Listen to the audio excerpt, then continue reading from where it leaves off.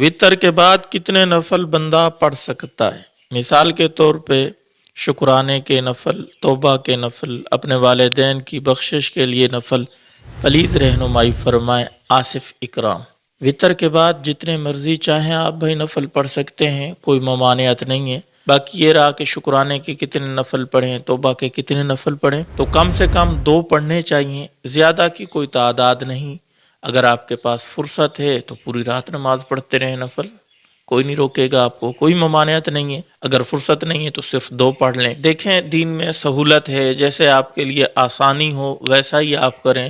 میں اکثر ویڈیوز میں بتاتا رہتا ہوں، اگر آپ کے پاس فرصت نہیں ہے، زیادہ نفل پڑھنے کا وقت نہیں ہے، یا زیادہ نفل پڑھنے میں دشواری ہوتی ہے، پھر آپ صرف 2 نفل پڑھیں، اس کے اندر سبھی نفلوں کی نیت کر سکتے ہیں۔ توبہ کی نیت کر لیں، شکرانے کی نیت کر لیں، تحیۃ الوضو کی نیت کر لیں، تحیۃ المسجد کی نیت کر لیں۔ جتنی نیتیں انشاءاللہ آپ ایڈ کرتے جائیں گے، اللہ تعالیٰ کے پاس بھائی خزانوں کی تھوڑ نہیں ہے، اللہ تعالیٰ اتنے نفلوں کا آپ کو ثواب عطا کر دیں گے۔ لیکن پھر بھی بہتر اور افضل یہ ہے کہ الگ الگ ہر نماز کے کم از کم 2 نفل پڑھنے چاہیے، یعنی شکرانے کے 2 نفل، توبہ کے 2 نفل، تحیۃ المسجد کے 2 نفل، تحیۃ الوضو کے 2 نفل، اس طرح الگ الگ 2 نفل پڑھیں تو یہ زیادہ بہتر ہے۔ اور 2 کے علاوہ 4 بھی پڑھ سکتے ہیں، 6 بھی پڑھ سکتے ہیں، 8 بھی پڑھ سکتے ہیں، 10 12 جتنے آپ پڑھنا چاہیں پڑھ سکتے ہیں۔ امید ہے آپ کو اچھے طریقے سے بات سمجھ آ گئی ہوگی۔ کچھ دوست پوچھ رہے تھے کہ آپ کی تفصیلی بڑی ویڈیو آج کل نہیں آ رہی، تو اس کی بھی وجہ میں نے شاید آپ کو بتائی ہی تھی،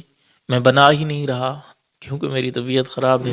آپ اللہ تعالیٰ سے دعا کریں، اللہ تعالیٰ صحت دے، پھر انشاءاللہ ویڈیو آنا شروع ہو جائیں گی۔